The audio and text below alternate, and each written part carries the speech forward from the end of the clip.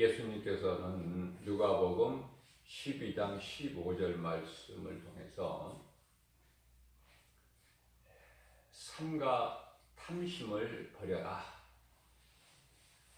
이는 소유의 넉넉함에 생명이 있지 않다. 말씀하셨어요.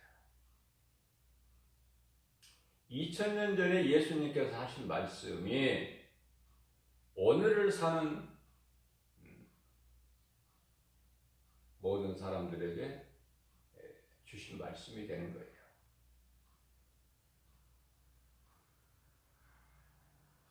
히브리서 13장 8절 말씀을 보면은 수천 년 전에 예수님이 오시기 전에 1500년 전에 하신 말씀이나 예수님이 오셔서 하신 말씀이나 예수님이 오셔서 영광 받으신 지 지금 2000년이 지난 지금이나 영원토록 하나님 말씀은 동일하시다라고 말씀하고 있어요. 삼가 탐심을 물리치라. 예수 믿는 사람들도 교회 다니는 사람들도 얼마나 세상 물질을 좋아합니까? 어떻게 보면 세상 사람들보다 더 좋아해요. 그러나 그 많은 물질의 소유의 넉넉함의 생명이 거기에 있지 않다고 예수님께서 말씀하고 계셔요. 그러면 우리는 물질을 탐하지 않아야 돼요. 왜? 예수님의 말씀이니까.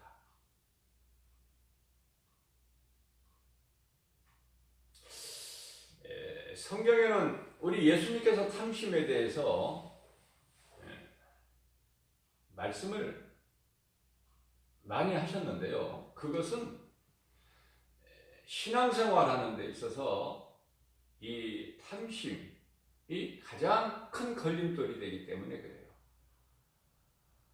탐심이 얼마만큼 나쁘냐면은 탐심은 곧 우상숭배가 돼요. 골로새서 3장 5절 말씀에 탐심은 곧 우상숭배니라.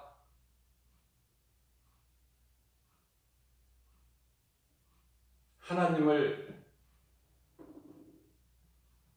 사랑해야지 물질을 사랑하면 그게 우상숭배가 되는 거예요. 뭐 점쟁이한테 가서 뭐 점치고 이것이 우상숭배가 아니고 돌 앞에 금이나 은신상 앞에 가서 엎어져서 절하는 거 그것만이 우상숭배가 아니고 점술가들에게 귀신 들려서 점치는 그 점술가들에게 가서 자기 운명을 물어보는 거 그것만이 우상숭배가 아니고 고린도 전서 15장 20절에서 고린도 10장 20절에서 모든 하나님을 예배하지 아니한 모든 제사는 다 우상숭배야. 귀신에게 하는 것이다. 나는 너희가 귀신하고 교제하는 것을 원치 아니하노라.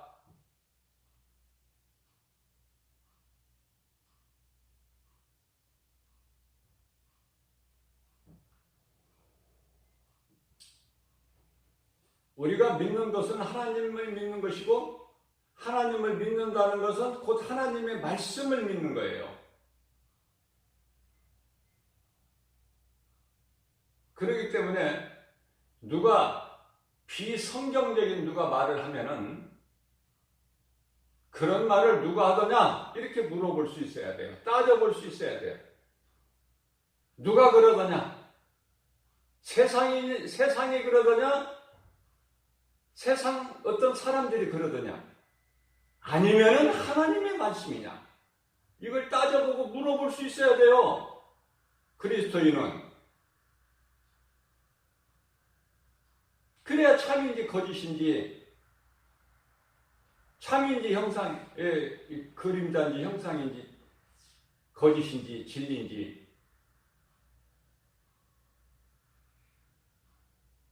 마귀가 하는 소리인지 그럼 분별을 해야 되잖아요. 말이라고 다 듣는 거 아니잖아요. 누구 말을 듣느냐 그 말이에요. 성경에 기록되지 않는 것은 전부가 다 거짓이다. 간단해요. 그래서 예수님께서 탐심을 버려라 이렇게 말씀하셨으면 아멘 하고, 내가 욕심을 내고 물질을 사랑하다가도 예수님께서 탐심을 버리라고 그랬지, 탐심이 곧 우상숭배라고 하셨지, 그럼 버릴 줄 알아야 돼. 말씀 앞에 내 육신의 생각을 버려버려야 된다. 이 주의 종들도요, 이렇게 이야기를 들어보면은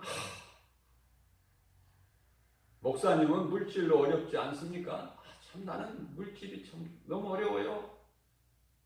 그렇게 말하는 소리를 많이 들어요. 그러면 그 사람은요, 하나님 말씀을 비추어 볼 때 아직 안 죽은 거야. 내 생각이. 그러니까 내 생각으로 목회를 하기 때문에 목회는 하나 무거운 짐이 되는 거예요. 목회가 너무 힘든 거예요. 헤쳐나갈 수가 없어요. 나는 그런 사람들에게 나그네 인생을 살으라고 해요. 나그네 인생. 탐심을 버리고 나그네 인생을 살라고 나는 그렇게 권면을 해줘요. 나그네 인생을 살지 못하기 때문에, 탐심을 못 버리기 때문에 가난한 자가 되는 거야. 오늘 또 내게 생명을 주시고 오늘을 살게 하신 하나님께 감사하면 오늘 내게 있는 거 부유하죠. 자꾸 더 많이 가지려고 하니까 가난한 자가 되는 거야.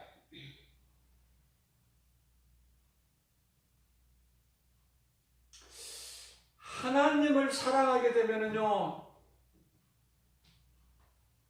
부여해요. 왜냐하면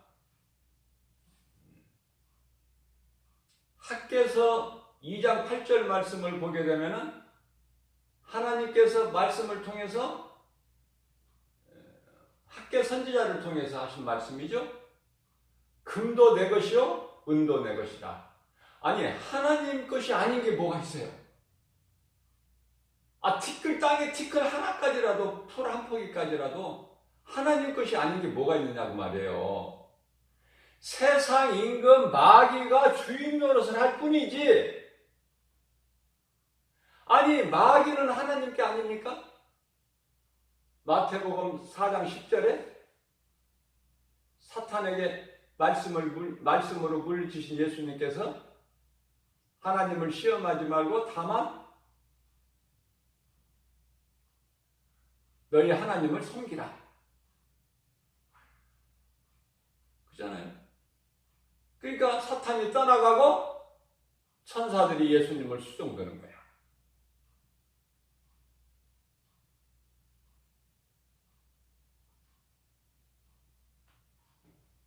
잠언서 11장 24절 말씀을 보게 되면은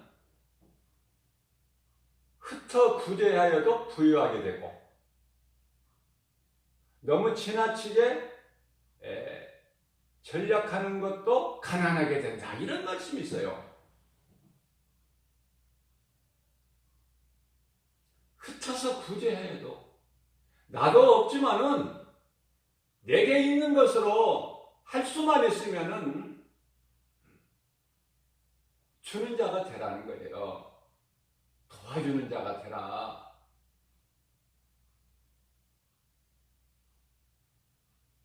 여기서 도와주는 자라는 것은요, 불교에서 말하는 그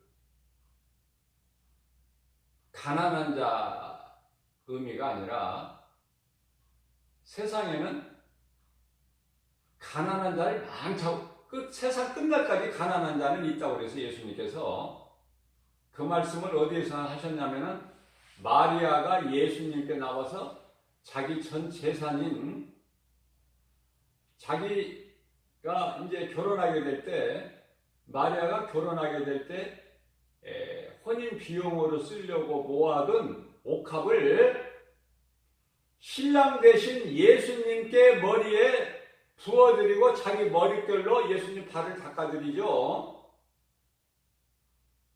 예수님은 우리의 신랑이 되시니까. 우리 예수님 다시 오실 때 구원받은 자들은 다 공중으로 들려져서 공중에서 예수님과 함께 혼인잔치가 이루어져요. 그리고 이제 영원한 천국에 입성하는 거예요.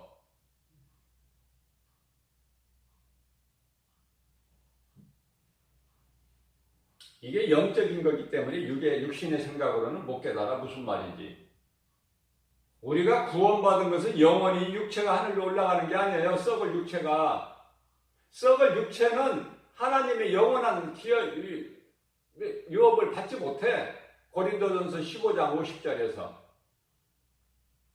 흙에서 온 몸은, 죄의 몸은 죽어야 되고 예수님께서 살리신 몸 안에 있는 영으로 영이신 하나님과 함께 영생 복락을 누리게 된다. 영원한 나라에서. 저는요, 정말 이렇게 다니다 보면은 정말 가난해서 마스크를 못 쓰는 노인분이 지금 한두 번 봤는데요. 그게 도움을 못 줬는데, 오늘 이 말씀을 준비하면서 마스크를 하나 주머니에다 딱 여유를 있게 가지고 다녀야 되겠다. 그래서 정말 마스크 살 돈이 없어서 마스크를 하지 못하는 노인분이 있다면은 내가 마스크 쓰라고 예수님의 이름으로 주고 싶은 마음이 생기더라고요. 그러니까 마음이, 생각이 그런 쪽에가 있죠. 흩어 구제하여도 부유하지만은 지나치게 전략해도 가난한 자가 있다. 그 사람은 그냥 일생 동안을 가난하게 사는 거야. 나는 가난하다. 나는 가난하다. 나는 없다. 네가 말한 대로 되는 거야. 그러나 나는 부유하다. 주 안에 있는 나에게는 부족함이 없다. 이런 고백을 하고 살면은 부유한 거예요. 아니, 강남에 보통 아파트 하나가 넓은 평수가 아니더라도 한 30평 되면은요, 한 20, 30억 되죠? 거기에 생명이 있습니까? 그리고도 모자라서 더 가지려고 그래. 그리고도 모자라서 더 가지려고 그래. 어디 가서 밥을 먹어도 그 사람들이 사는 것이 아니라 더 얻어먹으려고 그래. 누가 사주면 좋아하고 인색하고. 그 말씀이야. 삼가 탐심을 버려라. 쓰지 못하는 수십억을 가지고 있으면 뭐 할 거야? 있는 거 쓰는 자가 부유하지.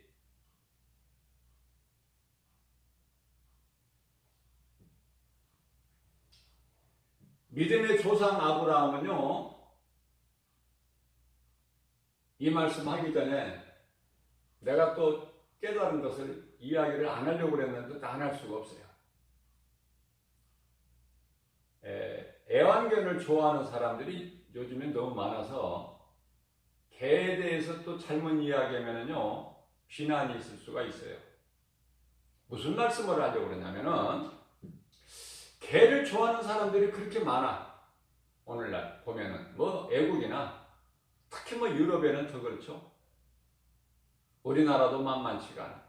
개를 얼마만큼 사랑하고 이뻐하느냐면 품 안에 안고 다녀. 더운데도, 요즘에 날씨가 더운데도.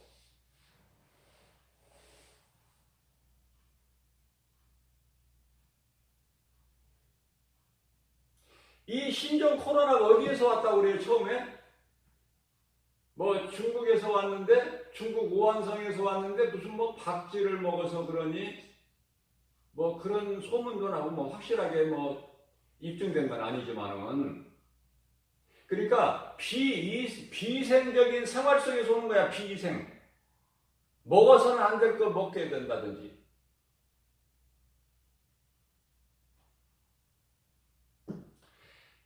사람이라면은 짐승으로 태어나지 않고 사람이라면은 하나님을 사랑해야 돼요. 그런데 왜 개를 사랑해? 개 같은 인생에게는 이 복음도 던져주지 말라고 그래서 좋은 거 진주도 던져주지 말라고 그랬어요. 개 같은 인생에게는. 아니 하나님을 사랑하면 얼마나 좋아. 왜 개새끼를 그렇게 좋아하느냐고, 강아지를.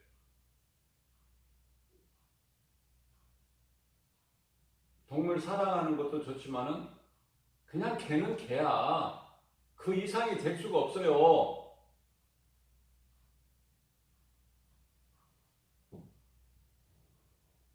하고 싶은 말을 안 하면은 견디지를 못해. 성령께서 하게 하시니까 내가 이 시간에도 그 말씀을 하고 지나가는 거예요. 아브라함은 믿음의 조상이죠. 아브라함은 많은 물질을 얻어서 부유한 자가 됐어요. 그런데요, 아브라함 마음에는 내게 있는 모든 것이 다 하나님이 주셨다라는 믿음이 있었어요. 자, 뿐만 아니라 아브라함의 조카 노색에도 많은 소유가 있었어요. 종들도 많아요. 아브라함에 속한 종, 아브라함 조카 노색에 속한 종, 또 그에 따른 많은 양떼들. 그러나 많은 것으로 다툰단 말이에요. 많은 것으로. 누가? 아브라함의 종들과 노세 종들이 많으면 다투게 돼 있다니까. 이 총수들, 기업 총수들 자녀들 보세요. 재산을 놓고 다투어. 참. 그런데요, 뭐 기업 총수가 아니더라도 일반적인 사람들도 다투어. 소중한 형제들이 재산 가지고 다툰다니까. 그런 사람들이 많아요, 의외로.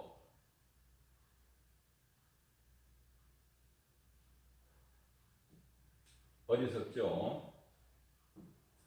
자, 그래서 아브라함은요, 노색의 조카에게, 야, 노사, 이제는 우리가 이제 헤어져야 되겠다. 그 때가 됐나 보다. 그러니 네가 먼저 택하라. 네가 좌하면 내가 우하고 네가 우하면 내가 좌하리라. 참, 이거 얼마나 아름다워요. 요즘에 그럴 사람이 얼마나 이래.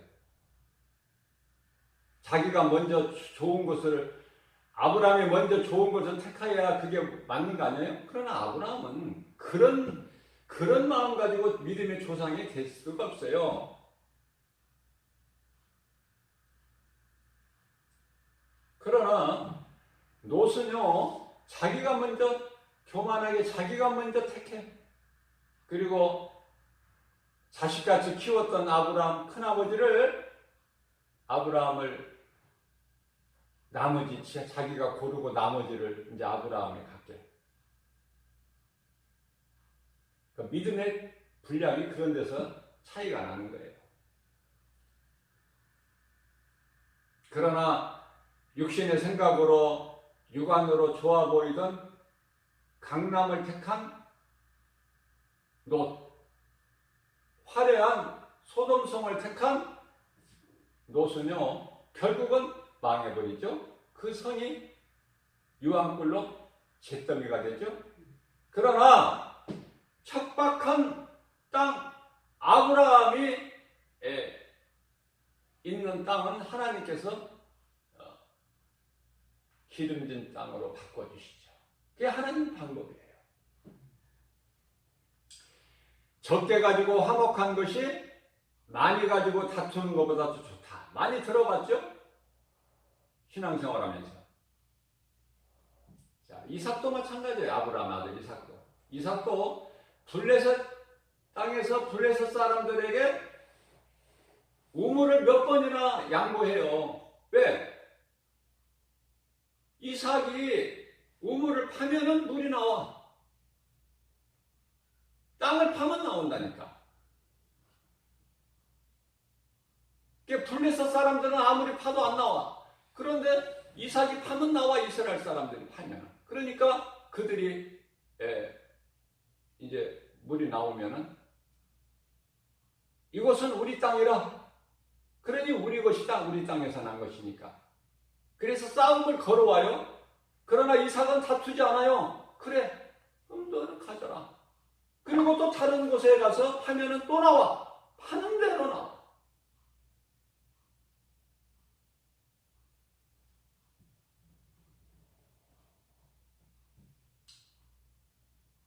누가복음 6장 38절 말씀에서 예수님께서 친히 말씀하십니다. 주라, 그리하면 너희에게 줄 것이니. 누가? 예수님이 주신다는 거예요.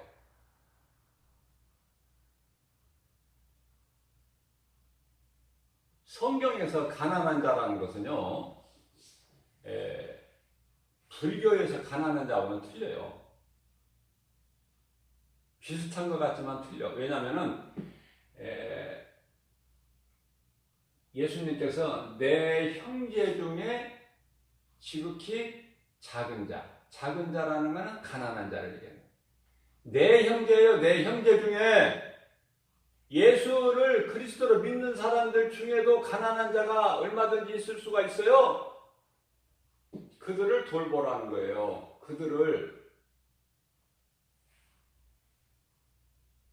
예를 들면 예수님께서 비유로 말씀하시지만 누가복음 16장에 부자와 거지 나사로, 부자는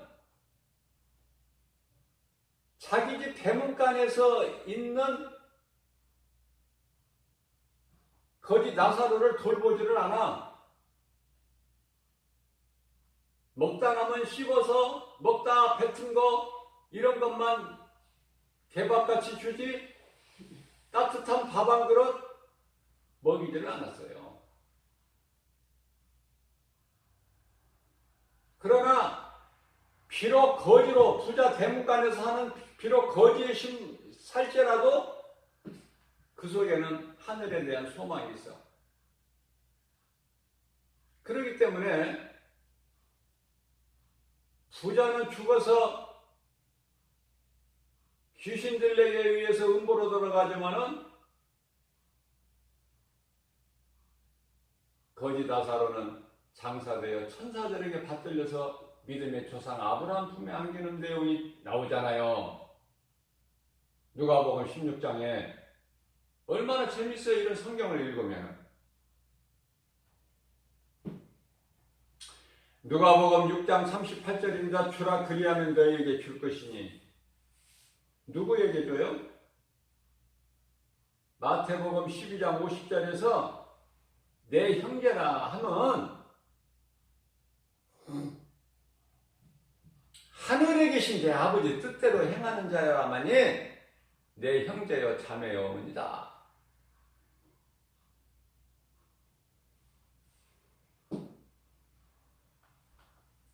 교회에 도와달라고 밥을 못 먹었다고 하면은 뭐 조금씩이라도 도움을 주지만은 그 사람이 예수를 믿는 사람이라면은, 거의 안 믿는 사람이 와요. 예수를 믿는 사람이라면은 더 도와줘.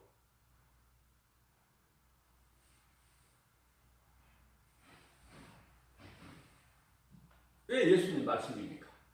내 형제 중에 지극히 작은 자에게 하라. 예수님께서 보실 때는 한 형제요 자매요 어머니로 보시는 거야. 네 형제요 자매요 어머니다. 우리 같은 죄인을 예수님께서 친구 삼아 주셔서 형제라.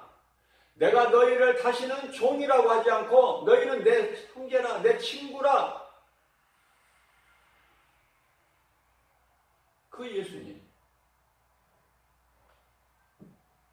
시편의 8편 4절입니다. 주여 사람이 무엇이가 한데 이토록 생각하시나이까. 하나님 말씀 깨달아지는 다윗은 그런 고백을 하게 되는 거예요. 누가복음 6장 38절에서 주라 그리하면 너희에게 줄 것이니 내가 후히 되어 누르고 흔들어서 차고 넘치도록 너에게 안겨 주리니. 자, 영원의 때를 위하여 준비하는 인생을 살면, 나그네 인생을 살면 부유하다. 부유할 수밖에 없다. 부자와 거지 나사로는 비유로 예수님이 말씀하신 것이고요. 우리에게 이해를 돕기 위해서 실질적으로 부자와 거지 나사로가 있는 것이 아니고, 부자는 천국에 못 들어간다는 걸 말씀하시는 것이고, 이 땅에 사는 동안에 가난하게 거지로 산다 하더라도 하늘에 대한 소망을 가지고 살면은, 예수 그리스도 안에 있으면 영원한 생명을 가진 자로서 그 결과를 말씀해 주신 거예요. 결과를 가르쳐 주시는 거예요. 자, 이러한 내가 주는 자가 되고 싶어도 내 육신의 생각으로는 불가능해요.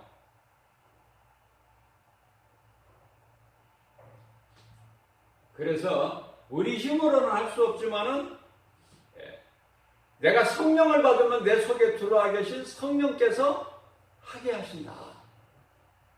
빌립보서 2장 13절 말씀.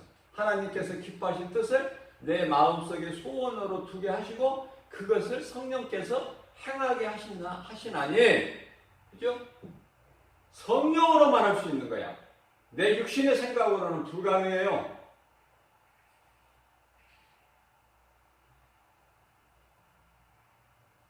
빌립보서 2장 5절 말씀입니다. 그러므로 너희는 너희 안에 이 마음을 품으라. 곧 예수 그리스도의 마음이니. 겸손하고 온유한 마음을 우리는 닮아야 돼요. 예수님의 마음을 본받아야 돼요. 자꾸 내 더러운 행실을 끊어버리고 예수 이름으로 자꾸 예수님 마음을 닮아가는,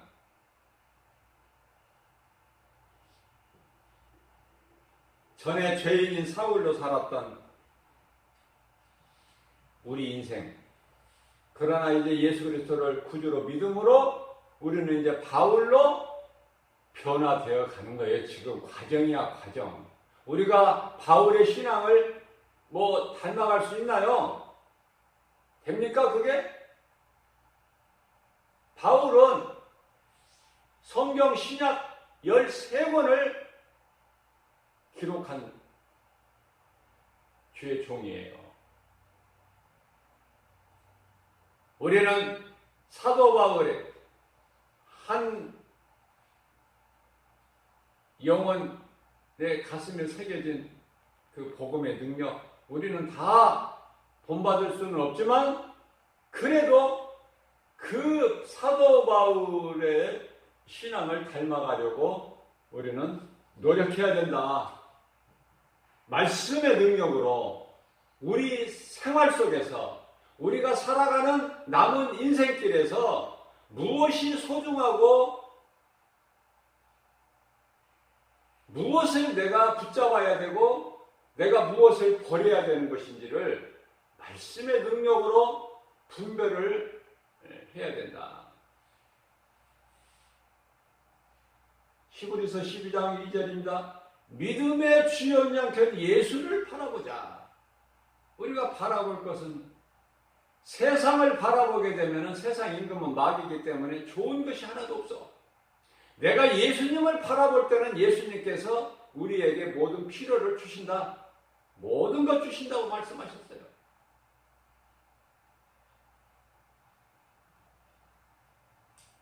자, 그렇기 때문에 전에 죄인인 사울로 살았던 우리가 이제 바울로 변화된 것은 오직 하나님의 은혜다. 하나님 은혜에 감사해야 돼요. 나 같은 죄인이 내가 이러한 복 있는 자의 복 있는 자로서 이 삶을 살아간다는 것이 이게 하나님의 은혜지 내가 스스로 할 수 있는 게 아니에요. 마태복음 16장 16절에서 베드로가 주는 그리스도시요 살아계신 하나님의 아들이시라고 고백했을 때에 예수님께서는 바요나 시몬아 네가 복이 있도다. 그러나 그렇게 신앙 고백하는 너희가 복이 있지만 그러나 이러한 신앙 고백을 하는 내 믿음은 네 혈과육으로 되는 것이 아니라 하늘에 계신 내 아버지 뜻이니라. 아버지께서 너를 택하셨기 때문에 네가 이러한 신앙 고백을 할 수 있는 거야. 그래서 영광을 하나님께 돌리고 베드로는 하나님의 은혜에 감사할 수가 있게 되는 거예요. 다윗은 살아계신 하나님을 찬송했어요. 다윗보다 찬송 더 많이 한 사람 누가 있어요? 다윗은 하나님의 은혜에 찬송했고 사도 바울은 죽기까지 하나님 말씀에 순종했고 주님이 맡겨주신 사명을 감당하는 일에 생명까지도 아끼지 아니하였다고 고백하는 것입니다. 그러면 그들에게 주어지는 것은 의의 면류관밖에 없어요. 면류관 우습게 생각할 수 있으나 그거 마음에 새겨야 돼요. 면류관을 하나님께 상받는 자가 돼야 돼요. 그저 그렇게 그냥 이렇게 뜨뜻미지근하게 마귀가 주는 그런 더러운 생각 다 떨쳐버리고 적당히 믿는 거 말고 내 삶의 우선순위를 그냥 하나님께 딱 설정을 해버려야 된다니까. 그래야 그 마음 중심을 보시는 예수님께서 기뻐하시는 거예요. 그 한 가지를 깨닫지 못하기 때문에 많은 고난과 시련을 겪는 거야. 무거운 짐을 지고 그냥 힘드는 거예요. 모든 걸 주님 앞에 내려놓을 때 우리는 쉽고 가벼운 평안을 얻게 되는 것이죠. 마태복음 11장 28절에서 예수님께서 친히 말씀하시기를 수고하고 무거운 짐진 자들아 다 내게로 오라 내가 너희를 쉬게 하리라. 내 멍에는 쉽고 가벼우니라. 그 말씀이 거기에서 나오는 거예요. 자, 오직 예수 그리스도를 구주로 믿는 믿음으로 우리 영원히 구원받은 우리 또한 성경에 나오는 다윗과 사도 바울의 신앙이 그림의 떡이 아니라 실제적으로 우리가 남은 인생을 사는 동안에 할 수만 있는 대로 나도 그 신앙을 본받아야 되겠다. 이러한 마음을 가지고 우리가 몸으로는 이 땅에 비록 살고 있지만은 몸으로 사는 동안에 나를 위하여 십자가에 달려 못 박혀 피 흘리시고 성경대로 장사지냄 받으셨다가 제3일에 살아나신 우리 예수님, 우리의 죄로 죽임을 우리로 하여금 죄의 몸은 죽고 이제 우리는 죄가 없기 때문에 예수님이 살리신 영으로 영원히 사는, 그래서 우리를 의롭다 하시기 위해서 예수님이 살아나신 목적을, 이유를 로마서 4장 25절에서 말씀하고 있어요. 그렇기 때문에 비록 우리가 이 몸으로 이 땅에 사는 동안에도 주님을 위해서 살기를 힘쓸 때에 우리 속에 들어와 계신 성령께서 기뻐하시고 선을 행할 수 있도록 이렇게 행하게 하신다는 말이에요. 인도해 주신다는 말이에요. 성령께서. 내가 하는 것은 율법인데야. 무슨 일이든 내가 하는 것은 내 힘으로 하는 건 율법이나 하나님께서 다 이루어 주신 것을 예수께서 말씀하시기를 요한복음 19장 30절에 내가 다 이루었다. 그 말씀을 믿는 예수 그리스도 안에 있는 자는 예수님께서 다 이루어 주신 것을 우리는 누리고 사는 것이다. 이것이 하나님의 은혜다 그 말이에요. 율법으로 사는 자 되지 말고 은혜로 살아라. 오늘 하나님께서 말씀 주신 거예요. 이러한 믿음 가지고 오늘 또 주 안에서 우리 주님 음성 듣고 마음에 새긴 그 말씀을 우리가 생각하면서 기억하면서 묵상하면서 우리 성령님의 도우심으로 행하면서 주님 기뻐하시는 뜻 가운데로 우리가 사는 예수님을 영화롭게 기쁘시게 하고 하나님을 사랑하는 자들에게 주시는 복과 평안을 마음껏 누리고 사는 저와 여러분들 되시기를 주님의 이름으로